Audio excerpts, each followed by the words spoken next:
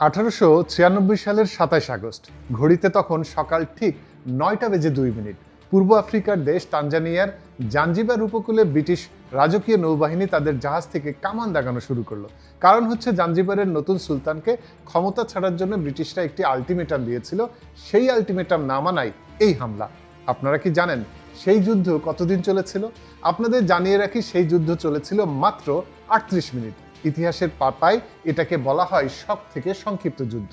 সেই যুদ্ধ অবশ্য জাঞ্জিবারের সুলতান ভেবেছিলেন তার প্রাসাদ আর সাধারণ বাহিনী দিয়ে তিনি ব্রিটিশ সাম্রাজ্যকে রুখে দেবেন, কিন্তু 38 মিনিট পর যখন ধোঁয়া পরিষ্কার হলো তখন দেখলেন সব শেষ। তবে ইতিহাস সাক্ষী, আলটিমেটাম যখন দেওয়া হয় তখন হয়তো বড় কোনো চুক্তি হয়, নয়তো ঘটে ধ্বংসলীলা। 2026 সালের 28 ফেব্রুয়ারি পুরো বিশ্ব ঠিক তেমনই এক ধ্বংসলীলার সাক্ষী হলো। ইরানকে দেওয়া আমেরিকার আলটিমেটামের মধ্যেই হামলা করে বসলো আমেরিকান মিত্র ইসরায়েল। রয়টার্সের সর্বশেষ খবর অনুযায়ী তেহরানের আকাশে এখন শুধুই আগুনের কুণ্ডলী। ইসরায়েল আনুষ্ঠানিকভাবে ইরানে বড় ধরনের বিমান হামলার ঘোষণা দিয়েছে এবং তেহরান সহ বেশ কিছু গুরুত্বপূর্ণ শহরে বিকট বিস্ফোরণের শব্দ পাওয়া গেছে।